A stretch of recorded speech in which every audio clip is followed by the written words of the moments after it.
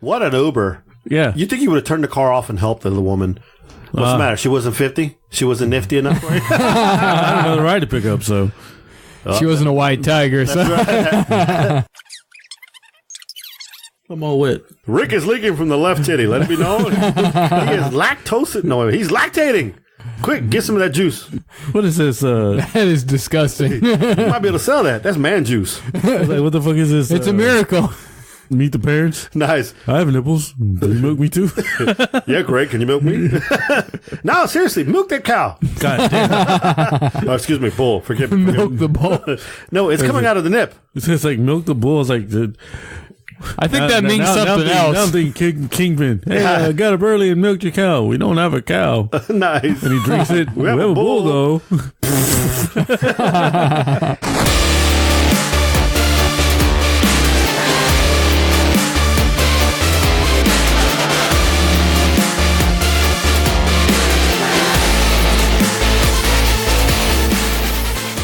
Hello and welcome to another exciting episode of Critical Thinking Podcast. I'm your host, Kyle, along with my co-host, Rick the Rizzo, and our other co-host, Shawn. And the other Mexican in the room, Miguel G. and this is a critical look at all things gaming, movies, collectibles, and so much more. Hey, everybody, how the fuck are you doing? This is Critical Thinking Podcast, episode 103. Again, I repeat, 103. Holy fuck, how did we get here? I don't know. How we not been shut down? The FAA doesn't know about us. well, they don't The FDA doesn't know about the Rick milk. The Rick milk, yeah. The beef industry is coming to shut us down because there's too much beef in here. Mostly between my legs. But anyway. They don't know about Miguel's nudity. Nice. And that's coming to you live. You can now pay $25 On Patreon. Get all the nudity you want. Miguel nudity. Shit, my wife don't even pay for that. Damn. She don't want to see that. You know, it was a running joke that she says we need to get divorced. Do you know why? What? So Braden can afford to go to college. So, you know, she was being a smart ass. So I had a response for that. You know what I said? What? Well, shit, we might as well. I was getting more action when I was single. Oh! I got punched in the nuts. No more action. Action from the wife, not from other women. Stop taking this dirty. So earlier today, I was talking to the daughter, and the daughter said to me, she was talking crazy crap. She was Pokemon asking me if I was in Rosenberg. I said, no, I'm waiting at work, waiting for Rick. Oh, you rode in together? Yeah. We carpooled. Y'all do any carpool karaoke? Well, you know, Rick can't really carry a tune, so no, we didn't. But then I for some reason, I started humming the presidential theme. So she tells me, what, are you running for president? And I'm like, shit, I couldn't do worse. I got your slogan. I will take down that wall. I was like, you know, that's fucked up. I'm brown. Right? That's fucked up. But anyway. Getting kind of political here, guys. We're keeping the white people out. Shut the fuck up, Whitey. I'm going to call the Russians on you. You better shut the fuck up. And it goes. That was one fucked up fight, though, this weekend. I know. And then we got to see the real fight. I mean, Sean's mom and dad, they shouldn't have gone at it like that. Then we saw the real fight on UFC. It would have been a more real fight than what those guys had going on. Well, you know, your boy tapped out. Pussy ass. Well, Irishman. The guy fucking held him wrestling like the whole fucking time. They didn't do anything interesting the whole damn time. Well, hello, it's MMA. Wrestling, MMA is not supposed to be wrestling. It's supposed to be beating the shit out of each other. Yeah, it is, dumbass. No. They're called takedowns. No, You know how no. you do all your unedible... He held him for fucking ever. That was boring. It's the same That's way some you hold boring your, shit. It's the exact same way you hold your underage minor girlfriends. You hold them down like that, and then... Well, you talking about your daughters?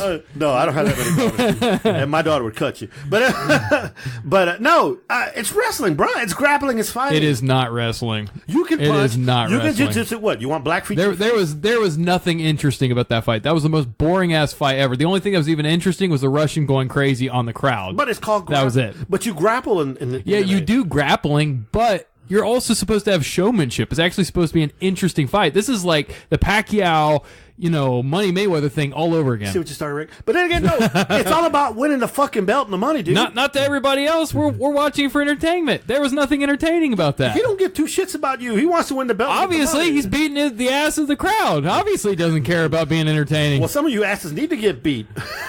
Okay, Mexican. Rooting for that bus charging, riot racing, I'm gonna kill your family threats. I'm going to throw you over the wall. Fuck you! I already dug the tunnel. You can be the president of Mexico, I'll okay? come back under the tunnel. If they don't crucify you over there. Guys, I am the one, the only, the Mig. I am Russian. Oh man, boy, I started really. I know, little. What do you call that? I started a scuffle. Some passion. You don't want none of this. I'll whoop that young ass so fast he won't know. I'll grapple your ass down. Man, you're old. Man, I'll treat you like You're you was in old. prison. And it's shower time. Put your back's killing you. Okay, so you're saying that this is going to be like a nursing home situation. You need help. Don't make me hit you with this cane. And by cane, I mean my penis. Oh man. Don't worry, you're about a good 5 feet away. You're good. I'll make it dark up in here, bro. don't get me started. No, that's funny. Yeah, I didn't get to see the fight. Obviously, I didn't pay the money like you did, or steal it. I just heard everybody steal it talk off the about thing. it. So how the fuck you arguing so much? You didn't see the fight? I didn't need to. I heard enough stories from enough eyewitnesses that actually did see it. So the nerd here read about it. I heard about it when I picked up An Uber. I picked up an Uber and they were just talking about the whole time. yeah, everybody's talking about it. That was funny. I picked them up from a strip club. Nice. And I don't get money picking up from a strip club. I get money when I drop them off to the strip club. So you should say no more pickups from the strippers. You should have just drove them around the block. Had Even them go back. if I drop off the stripper, I don't get paid for that. That's fucked up. But yeah, it was a couple and it was a guy and two girls, and I was like, Dude, I thought you was about to say it's a guy, a woman, and his daughter. Like, what the fuck? it was a guy, his wife, and their friend. But it was all three of them. And when they came out, I was like, man, this guy is like, is he that cool? He scored 2 strippers taking him home in an Uber. So FFM? Nice. No, they get in the car. No, I found out that was his wife. Then she was the one telling me all about the fight. And then her friend was sitting over there quiet. I'm here driving. I kind of look to the back and I see her. She's just standing there going, that kind of drunk sit. Just kind of. And you like, throw up, bitch. Throw up so I can get that 150. Well, in my head, I'm like, please don't throw up. I go, please don't throw up because it's just liquor throw. I'm like, please don't. I was like, well, I need the money. Fucking throw up. Rick's like, I got a 20. I got a 20. Here, looks like you need a hit. Here, have some of my sake. Rick's sake. That'll make her throw up. God, dude. Well, we got to their house, and when I dropped them off, they were getting out the car. The wife get out real quick. The husband got out real quick, but he was standing right there at the door, and she's sitting there at my back just, oh yeah, we're here. Click, click, click. She's like she's getting her finger on the lever, but it's just. Oh God! And I was like, oh God. Then the guy opens the door. He goes, you need help? She goes, oh, okay. She gets out, and when she gets out, she stands up. Boom, falls on him. And he was like, are you okay? She's like, all right. He stands her back up. The wife is waiting, so he's running to open the door for her. And the other one's like, starts walking. I'm backing out, and I'm looking at her. She's gonna fall. She's gonna fall. 3, 2, boom. Awesome. She fell right into the concrete. I was like, yeah, she's fucked. Man. What an Uber. Yeah. You think you would have turned the car off and helped the woman? What's the matter? She wasn't 50? She wasn't nifty enough for you? I had another ride to pick up, so. She wasn't a white tiger, so. Rising up, back on the street. Yeah, right before I got to their house, Uber already sent me another pickup, so I was like, gotta go. That's cool as shit, man. That's funny. Now, and in regards back to the fight real quick, after Rick distracted us with his 50 nifty club here. You just jealous you don't have one. I don't need a 50 nifty. I take the dirty 30. But no, I didn't see it either. I just saw it on Twitter and saw the replay on Twitter. I just heard and saw Dana White all like pissy and whatever, and like, whatever. Who gives a shit? Anyway, so how was everybody's weekends? Rick, you started telling us your Uber life, so give us some more if you got. Tell us what else happened. Anything good? Well, no. Get laid? I wish. Got on the damn fucking Uber. I wish they had a thing on the app that can say no tollways. Okay. It threw me on the Fort Bend Parkway. Ah. And if all of y'all don't know about the Fort Bend Parkway, there is not a feeder. You ain't got no easy tag? I don't have an easy tag either. Oh, okay. So I had to run all those easy tags. He's a criminal. So I picked up somebody from Kirby and drove them all the way to Sienna Plantation. Hey, this is perfect timing for a new commercial. If you have problems, you call us right now. We're the Texas Hammer. We'll take care of that for you. Anyways, I went all the way to Sienna Plantation, so that's all the way to Missouri City. So it was a good trip. I got a good chunk. They actually gave me cash to pay for the tolls. Nice. That's why I took it. Okay. And so I was like, all right, did that. Then I picked up another couple from there going to 610. I was like, I'm not taking the tollway. I'm going to go this way. I'll get y'all there. Don't worry about it. They're like, that's cool. Got them over there where they have to. Anyways, after that, I did like 12 stops, made about 2 bills. So I was like, all right, it was good. Shit, Shawn, we just need to rob Rick at the end of the night. Right. So I sat there. I was like, all right. So I'm sitting there looking. I was like, how do I got to do these tolls? So I go to the website, right? And I'm here reading everything. And it says, when you type it in, Blackhawks come up? Shut the fuck up. When I go there and I look at it, I'm like, okay, it says toll violations. If you sit there, you have 48 hours to pay the toll. I was like, fine. I got 48 hours to pay the toll. It's 2 days. So I'm sitting there, all right, and it's like, where do I find this? And then it says, and then it goes down to the bottom and says, put in your license plate, click, and it comes up which ones you ran. You gotta look how Rick, he's all about paying that shit now immediately. Yeah, because I didn't want to get a fucking $57 ticket. Okay.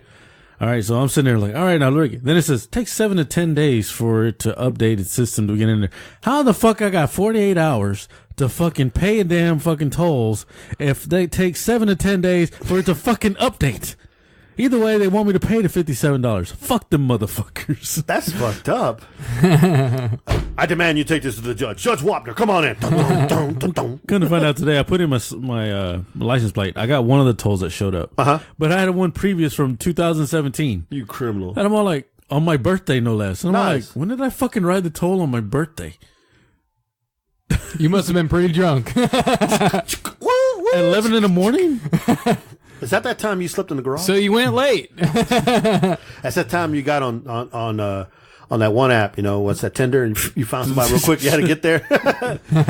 I was just like, it was a 50-cent charge. I have no idea where. I was like, where the fuck did I get on the fucking toll for 50 cents? So were you able to pay all your tolls?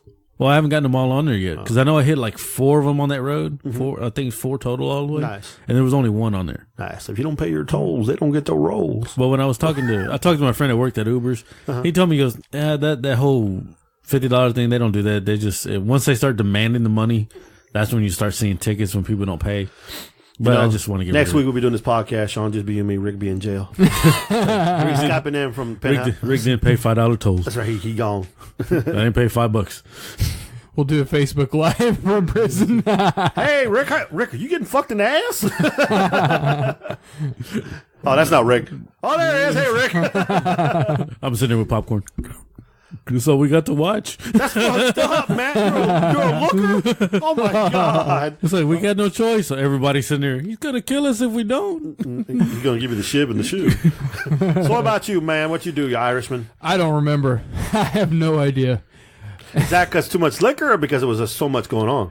There was a lot going on. Yeah, there was a lot of different things. I just really had a lot of stuff to catch up on since I was up in Dallas so long. So there's a whole bunch of different shit I got to do when I got back. A bunch of things that needed to get tied up. Nothing interesting. Just a lot of like, oh, this has to be done. Oh, that has to be done. Oh, that has to be done. A lot of boring stuff. Got so you had to go get your antibiotics for that rat.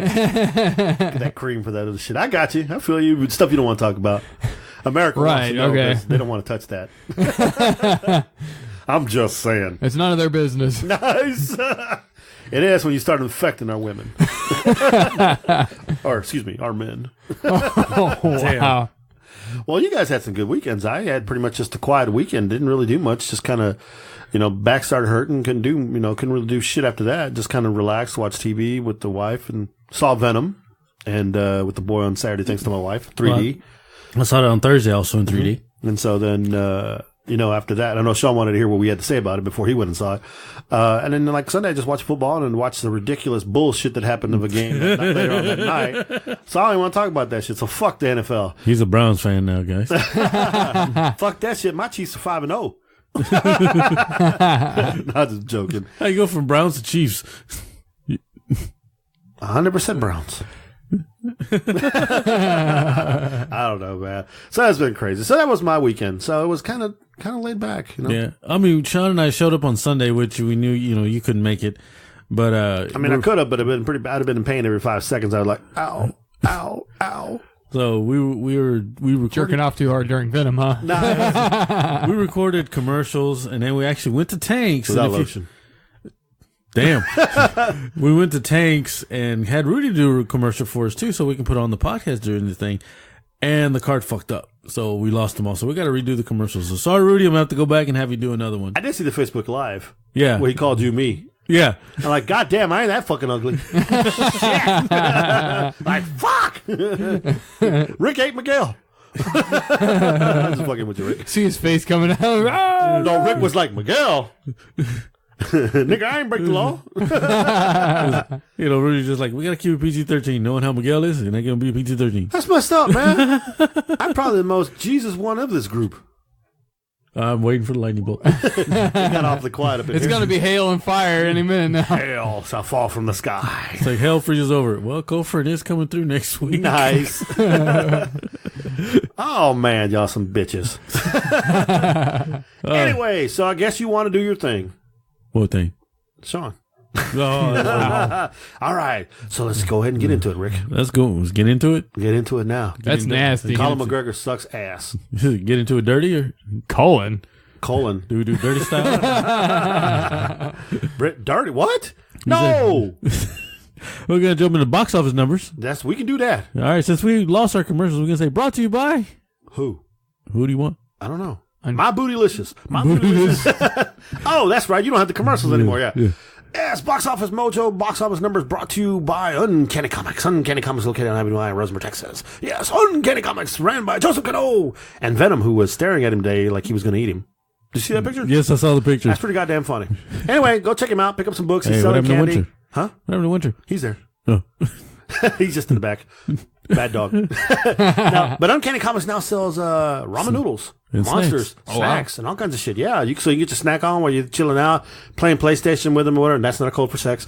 Or reading, just doing whatever, playing Magic or whatever other card games you got going on. But it's a good place. Yeah, was it Magic, Yu-Gi-Oh, Dragon Ball, and Magic again? Mm-hmm. It's crazy stuff. They're playing a new Tokyo game out there too. Whatever, I forgot what it's called. Dungeons and Dragons. No, they haven't played that yet. On Sunday.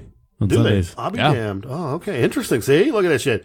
He rising up. Back From the on street. So anyway, that's who's bringing your box office numbers. Okay, so we have coming in at number 1, Venom, which we have weekend grossing at 80 million. And this is the first weekend, so of course it's the total gross. We have a budget of 100 million, so it almost did make its budget. I mean, it's obviously going to beat its budget, especially internationally. It hit number 1, so hey, that's fucking awesome.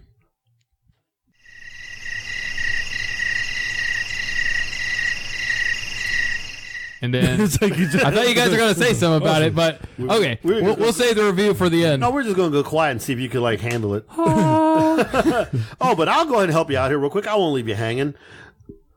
Maybe I will. Short and shrivel to the left? What? So short and shrivel to the left That's or to the crazy. right? I don't know what he does. How the hell do you know that? That's what I was asking. I said left or right. Lactose intolerant over there. Anyway, as you said, the budget was pretty high. But guess what? It's made its money. It made $205.5 million. Worldwide with the U.S., yes. So it's made its money in its first week. So it's good. So it made $80 million here. So it pulled the rest of the chunk in overseas. Nice. So yeah, so apparently everybody else likes the Venom. Yes. So hey, well, I enjoyed and he's the a movie. nice dog. Yeah. Yeah, remember that one time he got hit by that truck? Yep. Yeah. And everybody paid help him? Mm-hmm. Yeah, pretty much, yeah. So yeah, but we reckon we'll give you a nice review on Venom later this evening. Yeah. Okay, so coming in at number 2, we have A Star Is Born. That's the Lady Gaga movie, right? Yeah. And that's total grossing at 44 million, and this is their first week, so it's the same, weekend. Well, I guess there's a $2 million difference somehow. But anyway, because it must have been on like a Thursday or Friday. But the budget is 36 million. First of all, I want to say Venom beat its ass as far as money, but as far as budget, it obviously did a little bit better. Already, pulled in the money just here in the U.S. I've heard a rumor that the Lady Gaga fans were actually trying to screw over the Venom movie by writing bad reviews and whatnot on. Yeah, I heard that too. And then the Tomatoes. Venom vice versa started getting back at her. So I don't know. Yeah. But so you know, Lady Gaga's movie made worldwide 58. Not Gaga. It made 58.5 mil, so it beat its budget. So it's good too. Okay, and Barely. the international. So, it's all right. I'm going to wind up seeing that movie this weekend, actually, because my wife wants to see it. Now, I do, too. I'm a big Lady Gaga person, so you know. I thought you were going to go see it for Bradley Cooper. Nah, man, that guy sucks. That'd have been better if Aaron Eckhart was in there. No, he wanted to be Matthew McConaughey. All right. Some nudity in there. I want some gagoodity. Let me know. We got a new word, gagoodity. Hey, I've seen it. Everybody has.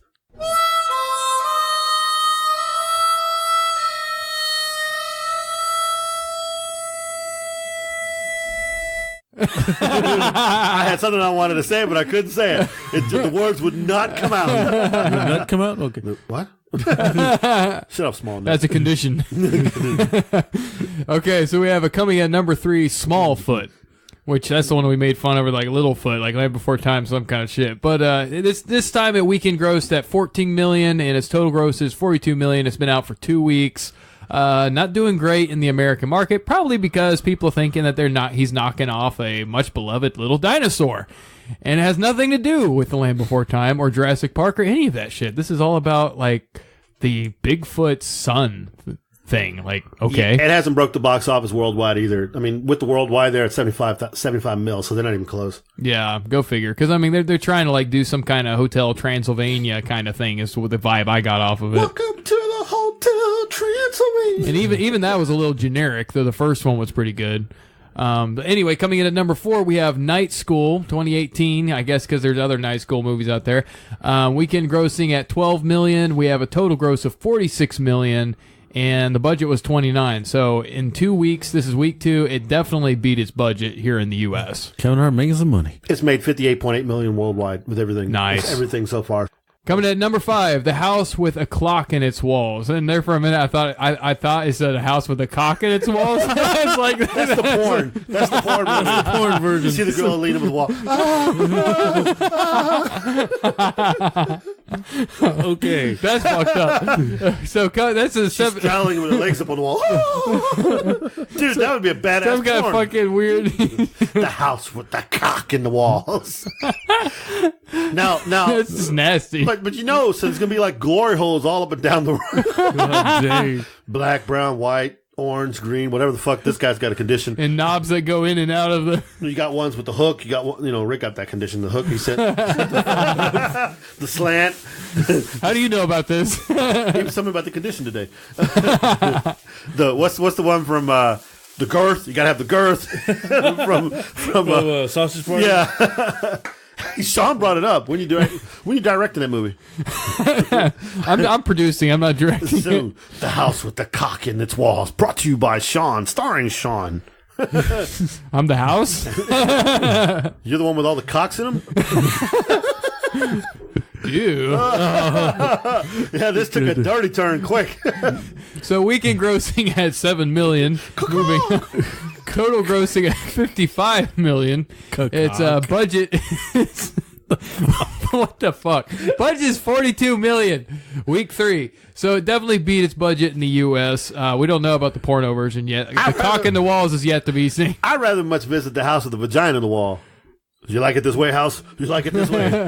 Splitters. Ouch. Unless you get that dry rot. That might be like that. That might be like that teeth thing, though. That is true, because when you go in, it's okay. But it's like in the saw where the hooks are pointing, so when you pull back out, it like shreds you. Ouch. What if it's like a clingy house that never lets you go? Why are you taking it there? That's just disgusting. What if it's a MILF house? For Rick, it's a gift house. You said a mill house, like, isn't that Mill house. You said a mill house, didn't you? No, I said MILF. Oh, MILF house. I thought it said mill house. Like, what the hell are you thinking of mill house from the Saul's Simpsons? this thing up. And yours is a gift house. Grandma's. The Nifty 50. Well, at least mine are alive. You like the zombie grandmas. That's right. But they gotta be strippers. Zombie stripper grandmas. I still don't understand how the fuck we came with the house to cock in the walls. Fucking Shawn. Oh my God. Brought to you by M. Night Shyamalan. So, in the end, the twist is going to be it's a fake cock. Oh, wow. It was a dildo the whole time. There you go. A little man running around poking dildo through a hole. Oh, I thought you were going to go with the movie like with, what's the guy known, the guy with the bushy hair, the porno star, with Ron Jeremy? Oh, there you go. How in the one movie, his dick jumps off of him and starts running around fucking people. Yeah, seriously. And it goes through people all the way and it comes out of their mouth. It kills them. What the fuck? It's a fucked up movie like that. Yeah. I heard about it. I was like, are you fucking kidding me? Wow. I've never seen it, but Can't ever unsee that. Jeez. You're the one talking about the house with cocks. But it's in the walls. It at least has the decency to be in the walls. Jet Black's new movies, man. A house with a cock in its walls and the school of cock. Any honorable mentions? Yeah, the house with the cock in the walls. Clearly, The Nun sitting there at number 7. I can't believe that shit, but okay. Predator hanging there at number 10. I don't really think but I don't remember The Hate You Give. You remember that one, Rick? I don't know what that one is. Crazy Rich Asians is still in the top 10. Leave them alone. But, it's funny that Kyle came in here earlier and talked about Peppermint to us, Rick. Remember? Yes, he did. He said Peppermint was pretty good. You shut your brain off and you enjoy it. He goes, he doesn't like the actress, but he goes, he actually enjoyed this movie. I thought it would be a good movie, honestly. The trailers looked like it'd be fun. We just thought it was going to be, taking just the female version. I have a certain set of skills. I put cocks in the walls. And if you she's the actress in the movie. Oh, God. If you find them, you can ride them. Oh, God. What's going to be the name of this show? I don't know. Critical thinking shirt cocking. Cognado. All the portals are going to come to us and they're going to be like, all right, can you give us a name? This is the synopsis for the movie. Can you give us a name? That's what they're going to give us. Armageddon it on. Schindler's Fist. I got plenty of them. I've been working on this all week. What would you do to the Predator? I don't. That's already self-made. I don't touch movies like that, sir. Hellfest. Oh, let's see here. Hellfest. What's Hellfest about anyway? Hellfist. Dude, you don't take just a fist. You get the hell fist. Satan himself rises from the ashes and gives you the fist. Crazy Rich Asians. Crazy Rich Asses. Asses. You'd be in that movie. Sit that booty go. Dude, seriously, the bun. That was perfect. A simple flavor. Old man with a gun. Enough said. Old man with that already sells itself. I know, right? Starring Clint Eastwood. Hello, you feeling lucky, punk? Well, are you? I have a Magnum T755. I couldn't think of a better name for his. I'm sorry. I failed. All right. That's your box office numbers brought to you by My BDSM Supply. Yes, My BDSM Supply. Damn, we haven't heard that in a while. I know, right? No, brought to you by Tanks Paintball. Yes, Tanks Paintball, where these guys went out this past weekend and fucking lost everything. Nice job there, Shawn and Rick. No. Card. Who's card? The card. Okay. But anyway, even though you guys still fucked them in the drive-thru, they fucked them in the... they still be part of our show. So go out to Tanks Paintball out there on Ario Speedwagon Road. Where's way? I'll probably be out there this weekend if y'all want to check out, because I'm going to take the boys to go do some zombie hunt, because I figured I'd give it a shot. Yeah, you know why he's going out there? Because at Tanks Paintball, you can shoot even your nephews in the ass. Come out to Tanks Paintball and shoot your family in the ass. Okay. After we just gave this whole box office numbers, that's so bad. Oh, I didn't even think about that. You gonna go hunt some zombies, eh? Yeah, I figured I'd do that this weekend and give it a shot. Now, is it like super authentic? Like you shoot them and shit falls off? No, they just put you in a trailer and you just go shoot. They actually have actors. Do they run at you? Yeah, they have actors that come running towards the trailer. So let me jump off the trailer and butt stroke somebody in the head and then urinate on them and jump back on the trailer. No, I was thinking, we can go ahead and dress you up as a zombie and just take a shot at Zombie Mig 1. Nobody would. Yeah, because you got number football now, so nobody would shoot me, man. Why? Because I'm MiG 1. Oh, you're not Chuck Norris, man.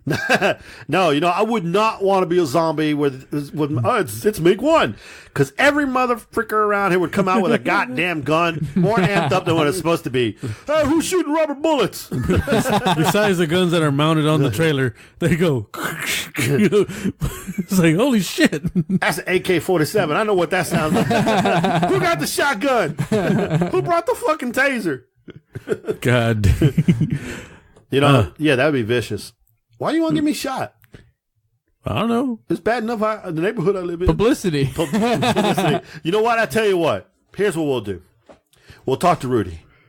We'll dress. All three of us dress up. We'll dress the Rizzo as a zombie. That's it, all three of us. See who gets shot the most. The problem is I wouldn't be able to do it on a Friday. We'd have to do it on a Saturday or a Sunday. But yeah, we should do that. We should volunteer as zombies and get signs around us, and he could promote it. Come shoot Critical Thinking podcast players at the zombie hunt.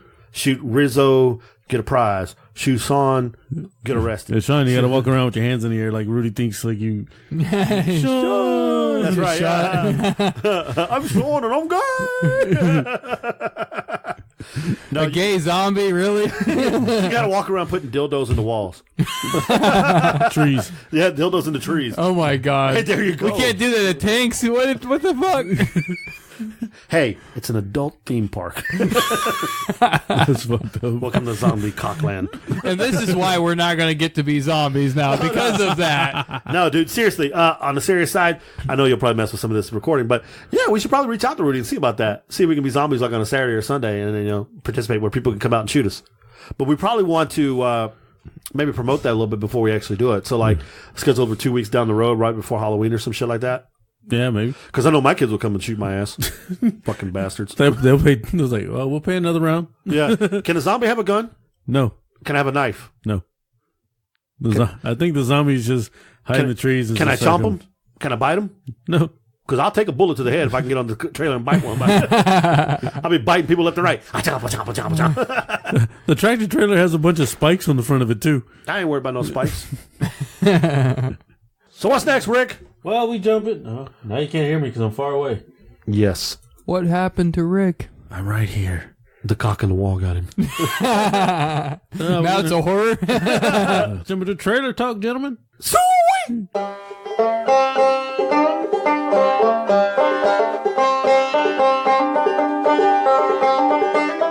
Yeah! No, we're expecting you to cocky! Gaga! Oh, that sounds stupid. Quote the Raven, nevermore. Anyway. Trailer talk brought to you by Tokyo Munchies. Tokyo Munchies located in Japan. I don't know where in Japan, but he's someplace out there walking in the garden ass naked right now. Tokyo Munchies. Go to TokyoMunchies.TikTok.com and order whatever you want. Whether it be green Mentos, brown Mentos, yellow Mentos, or Kit Kats with sake. Or Australian nudity. That's right. Tokyo Munchies, where Kyle sends you a sweet chocolate with every chocolate he sends. Tokyo Munchies at TokyoMunchies.TikTok.com. And like he's doing well, even though they had the tsunami. Yeah, he was out there playing Metalhead, running around with a cape and no shirt. I dare him do that. I told him to do the helicopter dick out there, too. That would have been awesome. Look what the wind is doing. Oh, God. But he said something about his propeller being too short. I don't know. I don't know what that meant. Okay. But again, Tokyo Munchies bringing you the movie trailer, box office, theater, tickets, whatever the fuck we're doing here right Trailer now. talk. Thank you very much, Rick. All right, first trailer we saw, I think it's the third. It was the third one. It's the Aquaman third trailer. Is it? I think it was third or second trailer, but I think it's third. I think it was I think there was a teaser and then there was a real trailer. It might be the second trailer, but it's like the third release. Anyways, it showed a lot more on this movie. You actually got to see him at the end with the official gay yellow and green, but he still looks like a badass. It doesn't look gay this time. It actually looks pretty cool. Yeah, I dare you to walk up to Jason Momoa and say, "You look gay." He goes stick with that tribe. Some ass. Dude, seriously, I'm actually amped up for the Aquaman movie. Yeah. Go fucking figure that shit. Oh, you just ready for Black Mantis. Manta. Mantis is the girl over in Guardians of the Galaxy. And she ain't black. He was the black version. Yeah, no, she's Asian.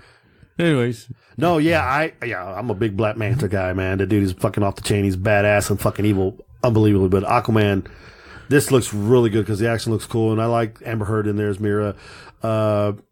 I can't wait. I'm really kind of cool. And of course, the funny joke, we could have just pissed on it. That was fucking hilarious. Yeah, she looks at him with a look of disgust. Momoa is actually doing a really good Aquaman, and I think that's probably what's got me into it. Again, we all know Aquaman's gay as a motherfucker, but anyway.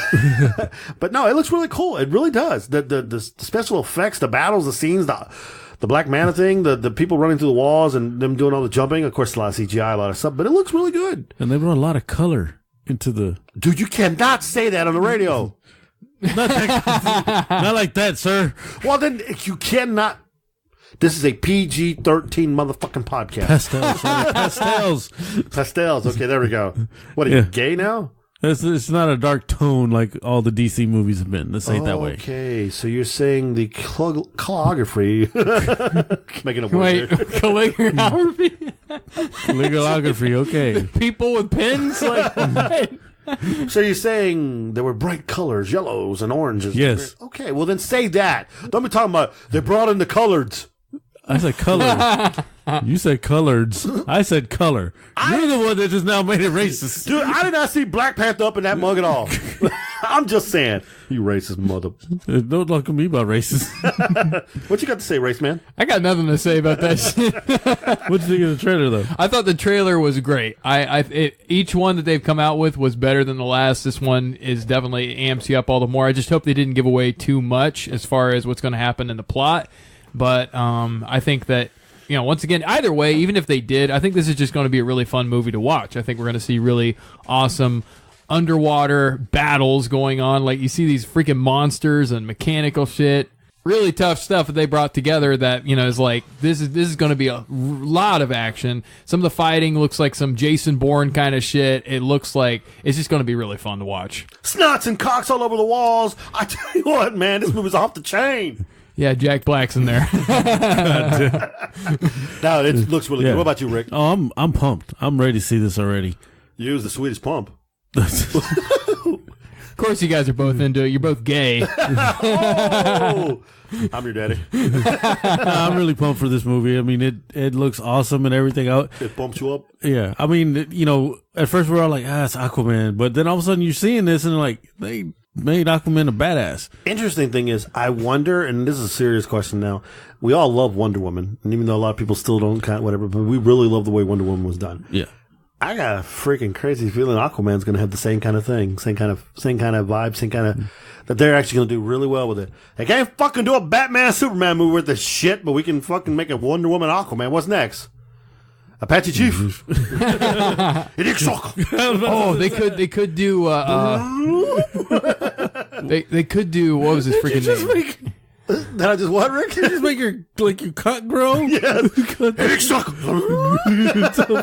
That's gross. Spirit man gave me powder one time. You drink too much man water. What? Ow. Anyways, you were saying Shawn is I was awesome. saying, oh man, I was saying Jonah Hex would be fucking awesome. They did do a Jonah Hex. Yeah, but that was horrible. They need to redo it. Yeah, it was a shitty Jonah Hex. I like Jonah Hex from Legends of Tomorrow.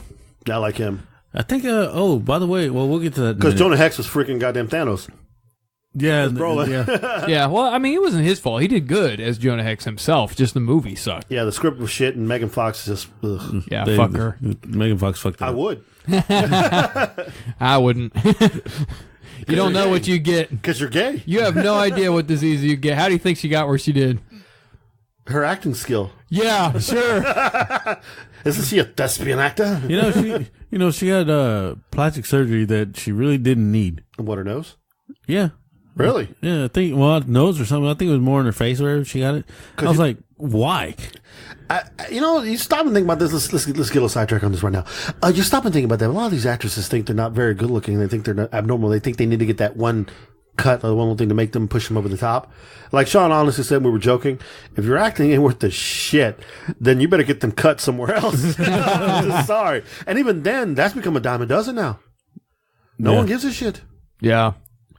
I mean, right about now, Shawn would rather see Meryl Streep naked. No. I have standards. Dude, she's an amazing actress. Wouldn't you want to see that rack? No. No. Come on, if you ever watched with Diane Keaton, Jack Nicholson with Amanda Pete in it, Diane Keaton gets nude in the front. Yeah, my eyes still burn. I've never seen that movie. It's actually a very good movie because it's all about Jack Nicholson being in love with Amanda Peet, who's the daughter of Keaton. Oh, God. But they winds up hooking up with Keaton later. Oh. Because he almost dies of a heart attack because of Pete. Too much Pete, huh? Well, she's not very good looking to begin with. I don't know what the fuck the attraction was there. But anyway, Jack Nicholson's no spring chicken. Yeah. Anyways, all right. Next trailer we saw. This one looked like it hit to the heartstrings. It's a military movie called Medal of Honor. I don't know if it's a movie or a documentary. It's coming on Netflix on November 9th. It appears to be. It's going to be documentary. And it's about how they receive the Medal of Honor and the brotherhood and the love and everything that they have on getting this. I can't wait to see that.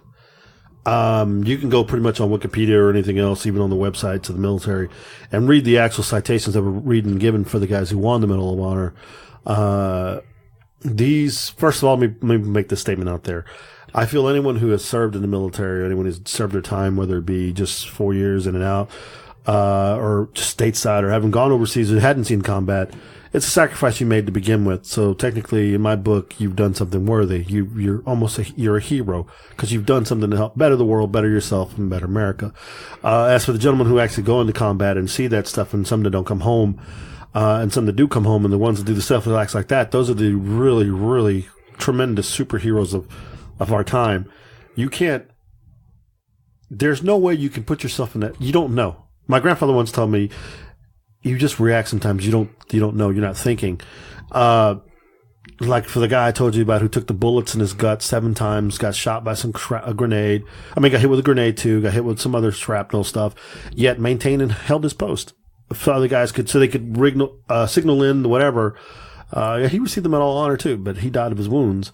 And then the story they showed about the guy that fought off the people on the hill and basically had 4 spots he was running back and forth to fighting all these people, and they made him think there was like 100 people still up on that hill, and it was just him. It's just amazing what a person will do. And like you said earlier, Rick, it is definitely a story. And Cameron, my son right now, is learning what the brotherhood means when you're in the military and how much everybody next to you. Obviously, he hasn't gone to combat, which I'm hoping that, God blesses him, he doesn't have to. But even when peaceful times, that's what they stress in you. So I hope this is done very well. The music was very, very touching. I think they're going to do something really nice here, and I think it's going to be really cool for other people who don't know the stories of real life heroes and what they've done. Some sacrifices many people have made that will be forgotten. Because if you stop and think about it, World War II was how long ago? It's getting to be 80 years. Yeah, and then you can't even stop. You got to think about Vietnam, Korea, not Guam, Grenada. A lot of people, you know much about Grenada. And the other excursions that we went through before that, after that. And then, of course, Desert Storm. So there's so many people that have done stuff. And people in Desert Storm also receiving medals. And so I think it's really cool. I'm behind it. I hope it does very well. And like you said, I don't know if it's a movie. I think it's going to be a documentary. Maybe. I don't know how many episodes. Well, it looks like a documentary show. Just one show, it looks like. And so you can't really, and they probably picked the best of the best they think, but you really can't. That's something I think they could probably look into and maybe do, like you said before, focus on one guy for the whole episode and just go through all of them. Because there's so many of them. And you think like there's only 4 or 5. No, there's a tremendous amount of Medal of Honor winners. Yeah. So. A lot of them gave their lives. Little Texas. Audie Murphy. Medal of Honor. So. Yeah, I'm definitely into this one all the way. I think it is just going to be probably a single movie at first. Maybe they'll expand it to be additional episodes afterwards. I think it's fascinating because they are kind of going over a bunch of the different Medal of Honor, recipients. So we're going to see like a lot of these really cool, awesome stories. And a lot of times, they'll base movies off of these guys. You'll see, but it's one guy. And it's one thing at a time. This seems almost like it's going to get into the psychology. What is it that's making a Medal of Honor, hero? What is the kind of mentality? What's the kind of conditions? It seems like they're going to explore that a little bit. What were they like to their family and their friends and their comrades on the battlefield? So that's what I find interesting is instead of it just like focusing in on one person. Every one person could be different, but they're focusing on the group of Medal of Honor recipients. So that's going to be very interesting. And more than people, you said a good statement right there. More than people will be sitting there. More people will be sitting there saying, hey, it was honor, it was loyalty. It was like, no, because at that point in time, they weren't thinking about that. They were thinking about, it was selflessness. It was courage that came out. They were trying to help the better man who was in a better situation or who was more, they were thinking about somebody else. It was nothing to do. I mean, that may come, you could look at it that way, but it was more, I don't know what the exact word. I just think selflessness, because the number one, I'm sacrificing my life so you guys can get away. I'm not thinking about in the future, I'm going to be a hero for this shit. I'm going to get this medal. No, because more likely I ain't going to make it. Yeah. It's about, I love you guys, and I know we're not going to make it. And if I don't do this, no one lives. Yeah. That's, you don't make people like that. You're born with that shit. And that's, honestly, I believe if we were in a conflict, I believe this bastard right here in front of me, my cousin, I believe he would do that shit. He doesn't think he would do it, but he has that kind of character that by the person I know of you'd be the kind of guy that would do that. I don't know if I would do it or not. No, fuck y'all, I'm out of here. No, I would fight with you to the end. I wouldn't want to leave you. But you would be the kind of person, I think, honestly, that would probably stay and fight. And you would probably make Shawn and we'd probably, because of your character, we'd probably stick with you. Because we're that close. I think we would all go down together. But, yeah, that's all I can think of. When somebody does some shit like that, you're like, that's selflessness. They wanted to save their brothers. Yeah. And they didn't think about themselves or give one damn about what was going to happen for them if they made it, which they knew they weren't going to make it. Who gets shot 20-something times and thinks he's going to walk out? Nobody does. Yeah, one guy, one of the stories got shot 20-something times. He had chunks being blown off of his ass. And he still held on long enough to defeat him and then died of his wounds. But stayed long enough when the guys came back to him, they saw him before he died. So, I don't know, man. That's just... That's that hero stuff, bro. That's incredible. It is just amazing, and you swell up with pride, and you hold back tears, and you just like, wow. And if you're related to that person, it's even what if that's like, what if like you were a son and that was your dad who was fighting? Because there were a lot of dads fighting in the war, and you were son. He already had sons. So what if your father's the one that did that shit? And it would be such an honor, and I think it would also leave this feeling of like a huge debt, like I've got to follow in that. I have to do something to honor that sacrifice, or you're not living up to the legend. You're not living up to it, and you got to. So I can understand that part of it too. You got to go further. You got to do at least as much, if not more.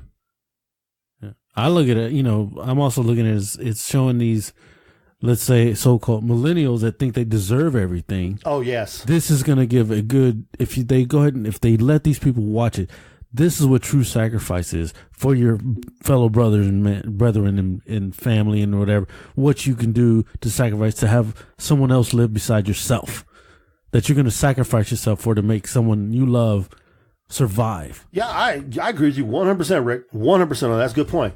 And I don't think it's just millennials that need to know that shit. I think a lot of the rest of the world needs to know that shit. A lot of people have forgotten that shit. Yeah.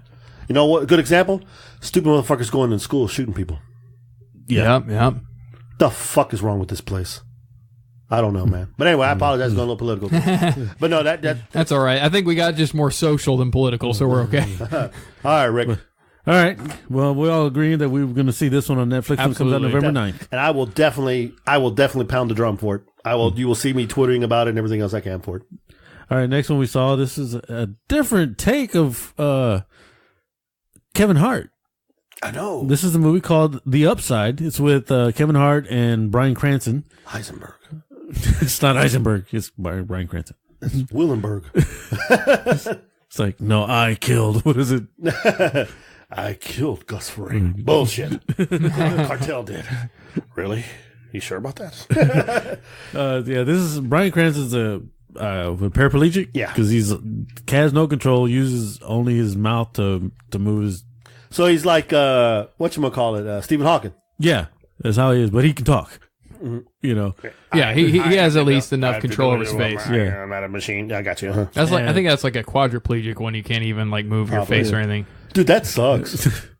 But Kevin Hart needs a job, and he's just trying to get a signature. Ends up, I guess Bryan Cranston liked him, and hired him on, and ends up, he said, "Oh, I'm getting a lot of money," but it was more of a life-changing thing for, I guess, Kevin Hart's character and also Bryan Cranston's character because it's a true story. Yeah, I was going to say, and you don't see the comedic. There is comedic aspect, but not like you would think. It's really downplayed. Like the comedy's there, and it really is like sincerely funny, but it's also like just the kind of funny that happens in real life, not like over the top, like made up kind of scenario. It was like not. I was God damn it, I had the word uplifting. Yeah. It was like trying to inspire instead of make a joke. He's making him laugh, making him live life again, even though he can't walk, he can't move his legs, he can't get an erection. He's there to make him live. At the same time, Cranston is helping Kevin Hart realize how special it is what he has just to be able to fucking walk. Yeah. And, help him along with his life. And it looks like a buddy type. I mean, like I said, true story. So I'm curious to see who it's about. I'd really like to go read up on it. Yeah, I'm all into this one. I'm really very interested in it because it is a different Kevin Hart. It's an emotional Kevin Hart. He's going for a different range. And Bryan Cranston we already know he's one hell of an actor. Yeah. So he's pushing his limits too now. Now he's playing. Here's the funny part. And I don't mean to be stupid, but you know how they say how actors, they want that Grammy or they want that Oscar? They always wind up playing someone special, special needs or special. So is this Cranston's attempt to get the Oscar as a paraplegic? With Kevin Hart, I doubt it. But Well, it doesn't matter. But Kevin Hart's character is also coming with the heartfelt. Yeah, he's not yeah, playing. but I think there's politics involved with the awards. True, but it's not comedy.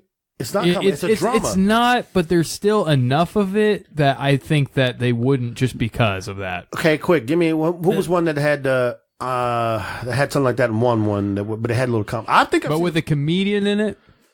No, I mean, there's comedians, but this is Kevin Hart going into a different type of... Yeah, but see, I'm not arguing against Kevin Hart. I'm arguing against the awards. Okay. I don't think their politics would allow We're not for that. talking... Well, see, you're thinking best film. You're thinking that kind of Oscar. I'm thinking best actor, lead actor, which is Cranston. And Kevin Hart is just a supporting actor. Because remember, Nicole Kidman's in there, too. So she's best female supporting actress. Yeah, that's true. I guess with her in there. I don't know. I mean... And again, you're probably right. It could be biased because I feel like it would get disqualified just because of Kevin him being Hart. there. But I think if Cranston pulls this shit off, that it could get a lot more. And here's the funny thing: the Academy is so freaking weird, though. Is if Cranston does a magnificent job, I mean, he doesn't. And this is shitty. I'm not trying to be shitty at Kevin Hart. I'm just saying this is the way the freaking thing works. Cranston does an amazing job. They're going to look at Hart and see how well he did. Yeah, Hart could actually wind up getting a lot more love from the Academy. Based on just because people are going to be focused on how Cranston plays his part, and they're going to realize, holy shit, Kevin Hart did an amazing job supporting Cranston and his amazing. And all of a sudden, now you got possible 2 candidates for an award. You know what I'm saying? Because it only takes, every once in a while you get that really good goddamn movie and that actor's like amazing, but then the damn best supporting actor is just like on his game too. So you're like, holy fuck. So, and then that best actor, supporting actor, then winds up being who's a good example? Freaking goddamn Joseph Gordon-Levitt. Yeah. Supporting actor for so long. Now he's got his own shit. That's what I'm saying. This could be another stone for Hart. It could help him, could not, but never know. I like the fact that it's actually showing a different Kevin Hart. I think so too. He's showing he's not just that comedic guy that's always going to go throw something with The Rock or with anybody, that he can actually do drama, that he can be serious, that serious person that can come out and teach life lessons. Well, to be honest, to me, the reason why I have every confidence in him and in this movie is because I read his book. And this just seems like the Kevin Hart you read the book, and he did it in his own voice too when he did the audiobook. So it's you really get that same genuine personality. Whereas as a comedian, you have to have a persona. It's what it is. I got you on your comedy crap. Your comedian making a movie of him trying to win an award. Robin Williams. Good Will Hunting. Yeah, but I mean, Robin Williams is like a genius. That's kind of different. Like I would say Robin Williams transcended the comedian cap because everybody just knew he was that good. Robin Williams did take that from comedian to serious to crazy to psycho. Because if you've watched any of his crazy killing movies with Al Pacino, But that's what I'm trying to say. I think he was a rule breaker. I think that he pushed limits that most people wouldn't be able to. Like he transcended some things because nobody would have been able to deny him the award. Some actors have it. I mean, seriously, I really think Kevin Hart is going to do a damn good job. It really looks really good. I think he really is going to do a good job. Don't get me wrong. It's just I think it's the politics that would squelch it. That's really it. Now we're talking politics because I don't mean like Republican Democrat politics. I mean like Hollywood politics. Probably, I don't want to say it, but maybe also the fact that he's black too. That was going to be my next question. There is Hollywood elitist crap. Like they tried to stop Black Panther. They were saying that kind of stuff. Oh, it's not going to do well because it's ridiculous. Yeah, it's stupid, and it did one of the best movies that's ever been made by Marvel. Now here's the interesting thing. So you're telling me if Seth Rogen played that part, it might have had a better chance. I don't think so. I think Seth Rogen is labeled too much as being a goof ass that they would shit on this movie. They would never take it seriously. Well, yeah. I think like a Seth Rogen or maybe a Jonah Hill might be because he did the serious part in Moneyball and everything else. But I think someone like a Seth Rogen or Seth MacFarlane or any other comedian that's been really known for being, or Ben Stiller, even though he tries to make serious, it doesn't come out right at points. He's done a decent serious one, but he's not known for it. I actually think Kevin Hart is one of those guys, kind of like the Robin Williams mold, that can probably do that, can probably break that level and go a different direction. I think it might just be too soon for him, though, for that, because he hasn't had, this is like his first real, I would say, serious attempt in that direction. That's why I wouldn't see it happening on this movie. Okay, I can agree with you. Because they make him pay his dues first, make him do his time. Okay, but he does well in this movie, he'll get another shot at another movie. He could very well do it. I don't discredit him at all. I don't look at it as Academy was. I'm just looking at him as a more dynamic actor now, and that he'll have other parts now that he probably would have never been offered before because they'll look at his performance in here, and it looks amazing from what we see in the trailer. Yeah. I agree with that. I'll give you two actors who have made different moves in different roles, and I actually give you a third iconic one first. I'll give you the two other ones, the two newbies. James Franco. From idiot stoner to serious movie to serial killer to doing his indie movies now where he gets all political and all kinds of crazy shit. Matthew McConaughey from his stoner movies to his goofy movies to his girl movies to his serial movies where he plays the killer, the detective, and everything else. That shit. Back to the stoner movies again. Yeah. He's gone full circle. Yeah, and he's got an Academy Award too. Wow. Yeah, he has. That's true. Leslie Nielsen. Probably one of the greatest straight actors you would have ever known, that who's a fucking straight actor at all. Then just said, I'm tired of this shit. Turned on the comedy scene. Now look at him, The Naked Gun. Any movie he ever made as a comedian is freaking hilarious. It's like it's got a cult following, so it can be done. That is a very different transition to go from being actor to comedian instead of vice versa. Yeah, he did it well. Tom Hanks did the same thing. Tom Hanks is an enigma. He is like Tom Hanks is one of those actors that set the bar. Well, I set him with Robin Williams in my opinion, where he is outside of the box. Like he's not the norm. For me, the transcenders of acting right now, still, who people actually die to work with, Gene Hackman, Tom Hanks, and now I'm going to put him in this category. Before, he took a pay cut to star with Gene Hackman, would do a movie with Harrison Ford's another one. I would do a movie with these three guys. Anybody would take a pay cut to do a movie with them. One of them did. And now people are taking pay cuts to do movies with him, Will Smith. Yeah. So there's another guy. Rapper, comedian, straight, serious, intense movie. The one where he's the father with the son living on the street or whatever. Dude, Will Smith is another one of those. Dude, we got some damn good actors. There's some really, they can really do whatever role. And you got your guys like Jared Leto who can take a freaking role, totally fuck it up, but then go do another role where he plays a transvestite guy and who's dying of AIDS and shit. It'd just be like, wow, that was just damn. Jared Leto's a really good character actor. That's the type of actor he is. Yeah, I don't think it was his fault. I don't think the Joker was his fault. I think it was their fault how they wrote it. Another guy who isn't getting enough love, but I think I've seen a bunch of his movies now. I think he could probably take it up another notch is Jamie Foxx. I really do believe. But, enough said. I hope Kevin Hart gets a fair shake on this. I think it's going to be good. I love Bryan Cranston, period. And we didn't mention that Nicole Kidman was in Aquaman as well. Yeah, she was in it too. Yeah, she's getting everywhere is what we were mentioning. You know what's funny? She's like 50-something right now, I think, right? She's still very good looking. She is still extremely attractive. Very, very cute woman. And she's Australian, I believe. I mean, wow. Damn. You need to go down under. Not under the table. Down under in Australia. All right, let's jump to the next trailer. One of Miguel's heroes. Watch us be wrong and she'd be American. Oh, wow, One of Miguel's heroes, Clint Eastwood. Oh, yeah. The movie called The Mule.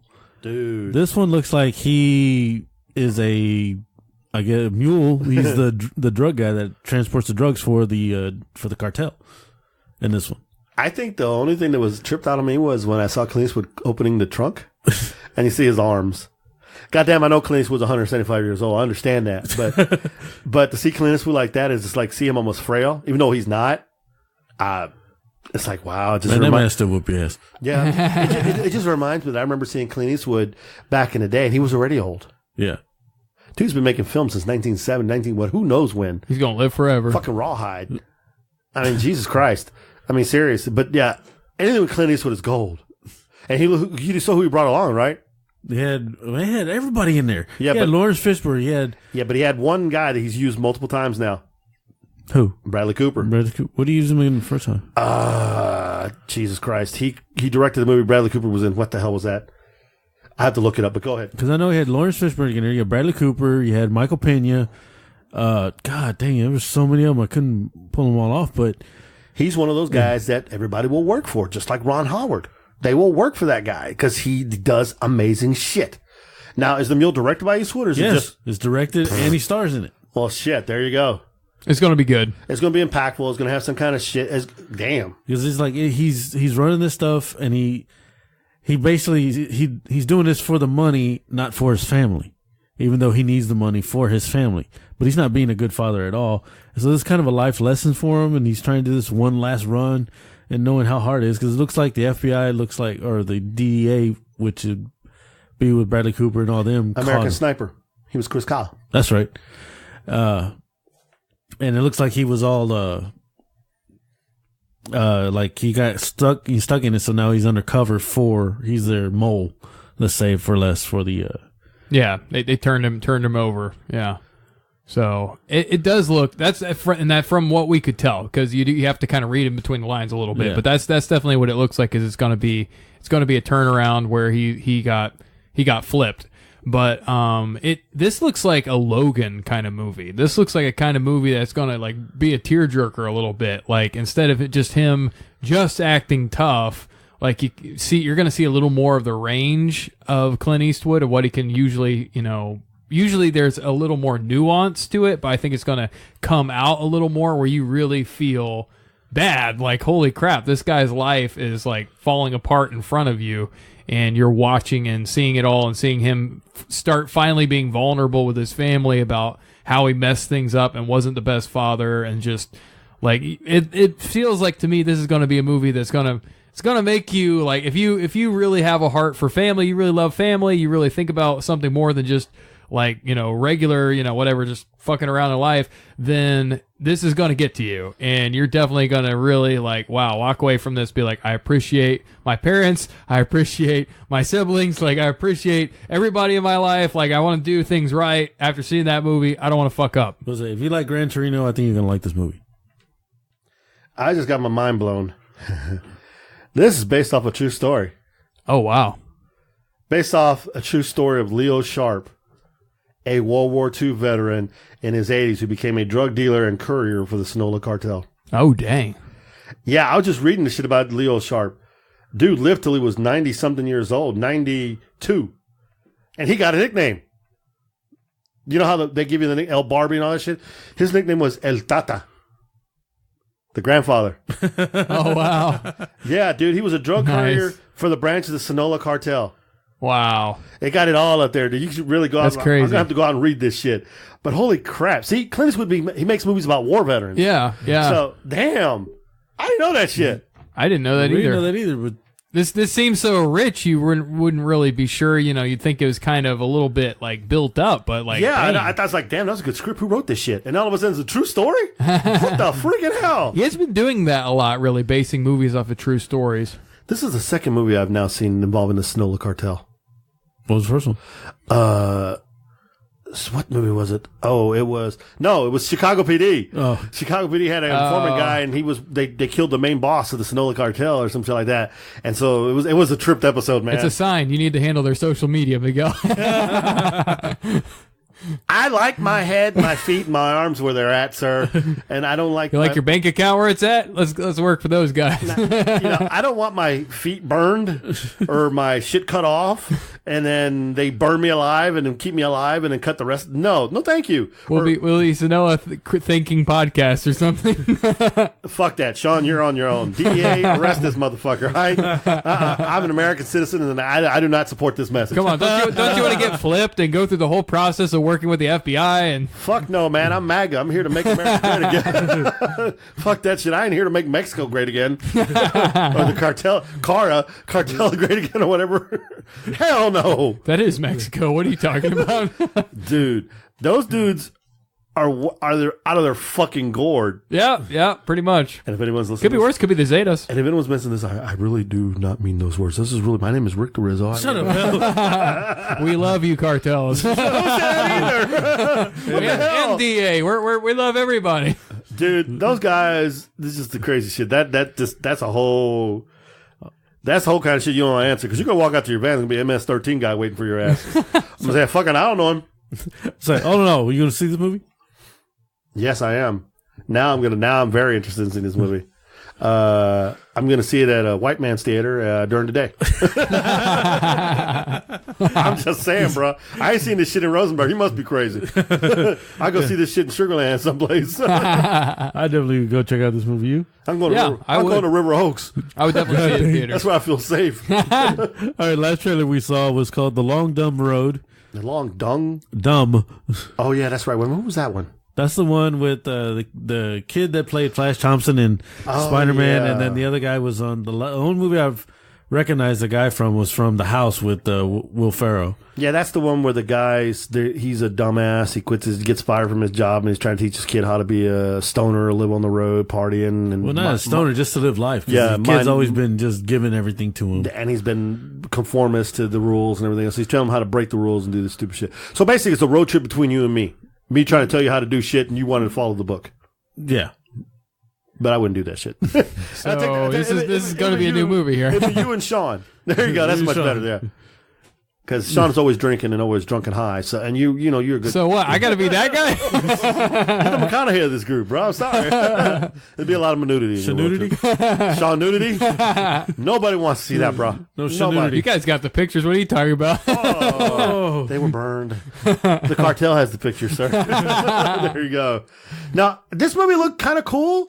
It looked interesting to me, but the plot seems like I've seen it and it's been done before. Yeah. And now we're just going to use Indian actor and Mexican actor or whatever the hell they look like, and we're going to make it culturally biased.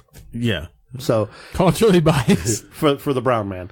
So I'm like, no, I don't. This movie's not going to do well in the theater. I'm sorry. No, I think it's not going to do red. It would have been better as a Netflix movie. I don't even know that. I don't think it's going to do well at the Red Box.